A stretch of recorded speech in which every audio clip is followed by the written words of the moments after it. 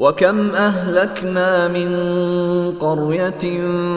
بَطِرَتْ مَعِيشَتَهَا فَتِلْكَ مَسَاكِنُهُمْ لَمْ تُسْكَنْ مِنْ بَعْدِهِمْ إِلَّا قَلِيلًا وَكُنَّا نَحْنُ الْوَارِثِينَ۔ اور کتنی ہی بستیاں وہ ہیں جو اپنی معیشت پر اتراتی تھیں، ہم نے ان کو تباہ کر ڈالا، اب وہ ان کی رہائش گاہیں تمہارے سامنے ہیں، جو ان کے بعد تھوڑے عرصے کو چھوڑ کر کبھی آباد ہی نہ ہو سکیں، اور ہم ہی تھے جو ان کے وارث بنے۔ وَمَا كَانَ رَبُّكَ مُهْلِكَ الْقُرَى حَتَّى يَبْعَثَ فِي أُمِّهَا رَسُولًا يَتْلُو عَلَيْهِمْ آيَاتِنَا وَمَا كُنَّا مُهْلِكِ الْقُرَى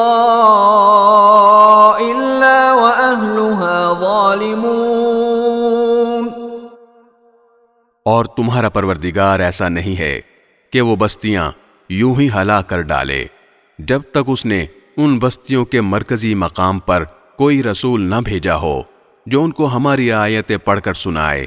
اور ہم بستیوں کو اس وقت تک ہلاک کرنے والے نہیں ہیں جب تک ان کے باشندے ظالم نہ بن جائیں۔ وَمَا أُوتِيتُم مِّن شَيْءٍ